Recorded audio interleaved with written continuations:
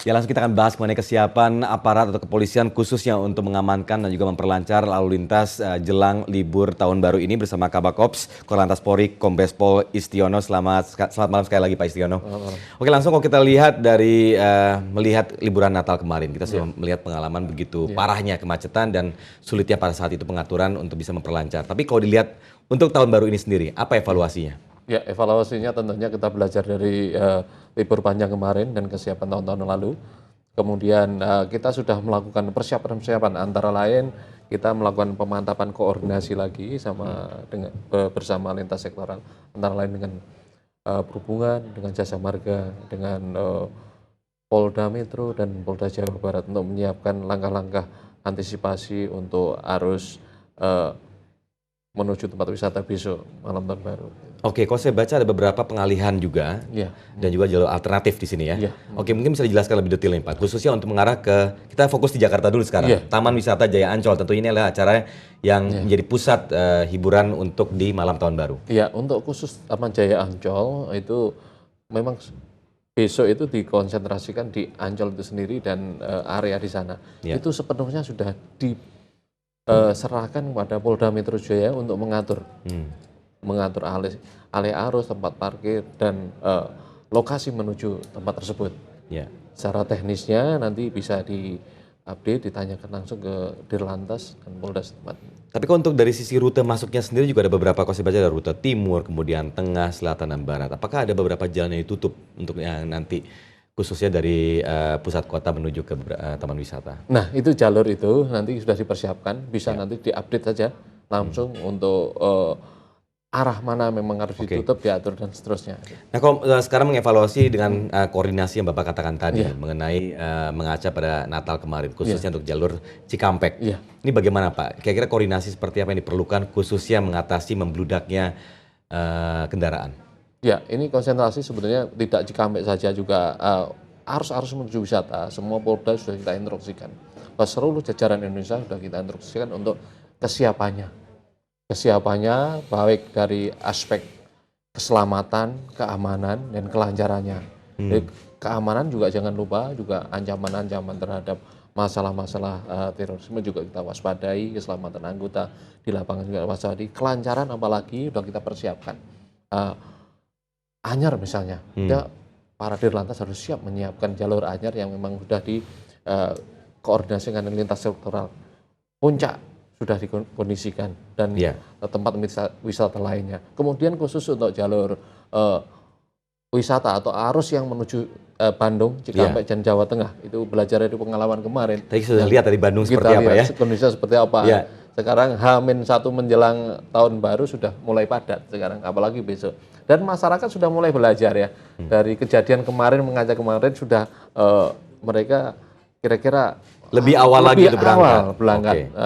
Apalagi yang jalan puncak besok jam 4 ditutup dan seterusnya.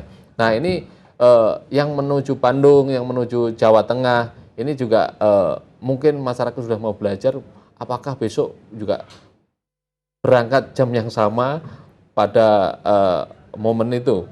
Jadi antisipasi kita tentunya kalau seandainya kemarin antriannya seperti kemarin, sudah menyentuh ke Cawang, sudah menyentuh tol dalam kota, kita juga skenarionya akan mengambil langkah-langkah, antara lain pengalihan arus. Pengalihan arus kita arahkan nanti bila sudah padat, kita alihkan arus ke misalnya keluar gate Jatiwaringin, Jati Bening, kemudian Cikarang Barat, Cikarang Timur, Grand Wisata, dan Cibitung.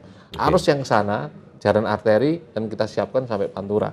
Nah, itu jalan alternatif yang memang tidak padat nanti harapan kita dan sudah diatur oleh petugas, sarana prasarananya sudah disiapkan.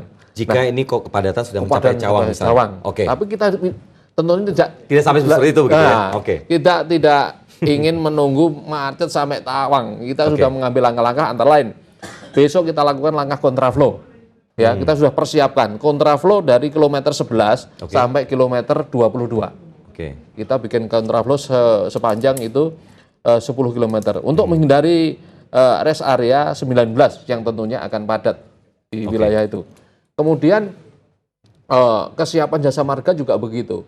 Gate untuk mengambil kartu besok itu akan ditambah. dari hasil koordinasi akan ditambah 3 gate yang biasanya arah yang menuju Bandung ke Jakarta dibalik. Jadi kita tambahkan dari Jakarta ke Bandung, diambil 3, kemudian mungkin dak yang di kilometer 28 akan dibuka, dan antrian itu juga dibantu sama petugas-petugas yang membagi kartu dipercepat. Masing-masing gat yang membantu kartu itu outsourcing-nya mungkin, atau pegawai jasa marga untuk membantu untuk mempercepat pembagian Ini juga kartu itu. mengantisipasi bagi para pemilik kendaraan yang belum memiliki misalnya kartu-kartu yang apa? Ya, yang belum memiliki kartu e-money misalnya seperti ya, itu. betul. Seperti itu. Oke. Tapi kalau melihat dari PT Jasa Marga sendiri, ada pemberlakuan bahwa larangan bagi truk-truk angkutan misalnya untuk melewati jalan tol. Tapi ini koordinasi nanti seperti apa memang? Iya. Jadi memang dari Kementerian Perhubungan sudah mengeluarkan surat edaran nomor 48, dan keputusannya dari itu antara lain mulai hari ini truk barang dilarang melintasi jalur-jalur utama, terutama di daerah Jawa, Bali, dan Lampung. Nah, ini efektifnya sudah berlaku. Namun ada pengecualian untuk ekspor import ya, untuk dari pelabuhan ke gudangnya gitu ya, ke areanya. Nah, ini juga ada pengecualian hal-hal itu, kita juga harus melihat situasi lapangan, hal itu kita berlakukan. Kalau hari ini mungkin masih landai-landai aja, ya situasi lapangan kita nilai masih landai, ya monggo untuk jalan. Kalau nanti situasi juga stagnan, mungkin kita mengambil langkah-langkah tegas, akan kita larang untuk melintasi itu. Nah, karena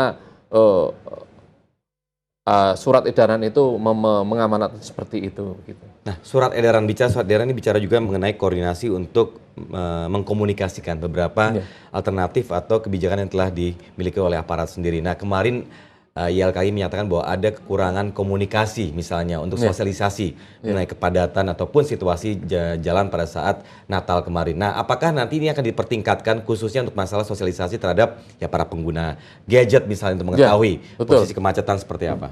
Betul. Jadi untuk sosialisasi ini kita juga update terus ya. Dari NTMC sendiri kita akan mengupdate tentang situasi arus ya. Per setengah jam, per 1 jam nanti menginformasikan kepada media sosial maupun TV, radio untuk mengupdate situasi ini, menginformasikan kepada masyarakat, dan masyarakat sendiri bisa melihat langsung dari CCTV kita. Dari aplikasi NTMC TV bisa dilihat langsung, live langsung kira-kira jalur darurat mana yang macet. Jadi bagi para pengguna kendaraan sebaiknya sudah langsung bisa install begitu ya apps-nya untuk melihat langsung melalui CCTV yang dimiliki oleh NTMC begitu. Iya. Oke. Nah, ini kira-kira titik mana yang paling rawan menurut Bapak sendiri sekarang? Ya, titik kilometer untuk besok itu tentunya sudah kita antisipasi di kilometer 19, 33 dan 39. Oke. Dan 30 gate-nya itu sendiri. Itu yang memang titik-titik yang kita waspadai jadi antrian panjang. Kalau di tol itu pasti antriannya pasti ada di tol.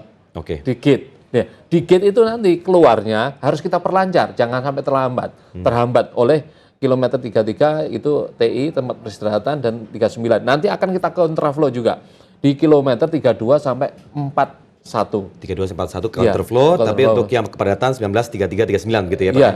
Oke, Pak Istiono, saya potong di sini dulu, nanti kita lanjutkan setelah jeda. Pemirsa jangan kemana-mana, kami masih melanjutkan perbincangan di iNews Petang. Untuk itu tetaplah bersama kami.